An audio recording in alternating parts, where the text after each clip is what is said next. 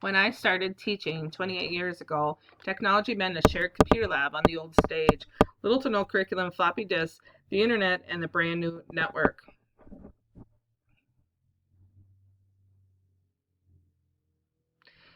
In 1998, our computer lab felt cutting edge. We had a variety of Apple computers, internet wall ports, floppies, and a new network system that no one in the elementary knew how to run. Innovation mostly meant learning computer skills.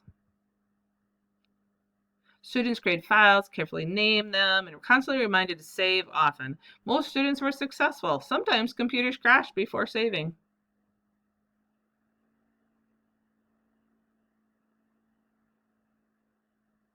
At that time, technology started opening doors to imagination and creativity.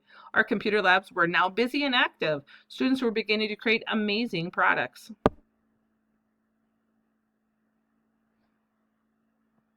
Soon, colorful iMacs transformed our computer lab. Students practiced keyboarding, using AppleWorks and KidPix, allowing students to design drawings and presentations while still using the internet. The Apple company changed how many of us thought about technology with their Think Different model. The colorful iMacs brought into our classrooms. They brought creativity, imagination, and the feeling that learning could really look different.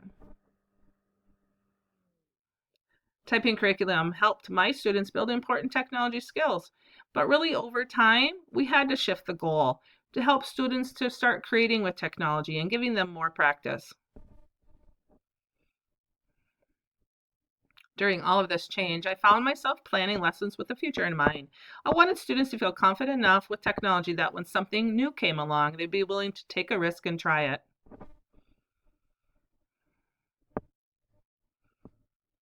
I can now see that while I was helping students grow, I was also growing myself, expanding my creativity, my problem solving, resilience, and being more observant of everything around me.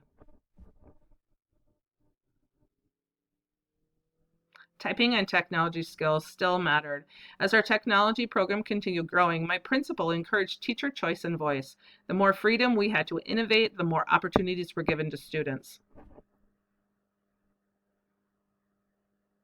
I do believe meaningful learning starts with relationships. Storytelling, humor, and real life connections help students see teachers are relatable. They help make my students more willing to take a risk and even fail in front of me.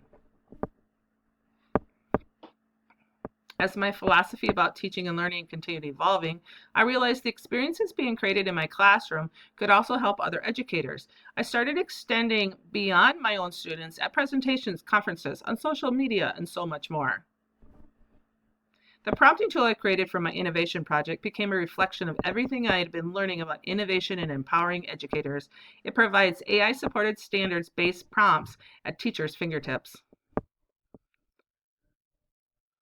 One of the biggest reminders I learned is that meaningful change in schools does not happen because new technology arrives and when relationships, culture, and creativity and intentional learning work together. My role within the school continued evolving with providing interactive activities with student voice and choice to learning experiences through project-based learning. These transformations created real-world learning experiences for all. During this course, as I continued reflecting on the SAMR model, there was a difference between simply using technology and transforming learning experiences. The understanding that being a digital change agent was not about using more technology, it was about creating meaningful learning experiences. At the time I was creating my own curriculum, I'd never heard of a models like SAMR or TPAC. Looking back now, I realize many of these same ideas were already shaping how lessons and learning experiences were written. In 2026, my school has many innovative, interactive technologies allowing more collaborative, creative, and student-centered integrated in my classroom. These tools help shift learning to being more creative and innovative. Looking back, I realized the biggest transformation wasn't just the technology, it was the educator I was becoming along the way.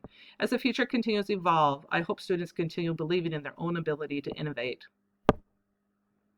After 28 years, I still believe in success in education stems from building relationships, being intentional with lessons taught, and believing in what is possible. Taking time to reflect on my career has been extremely powerful. Thank you.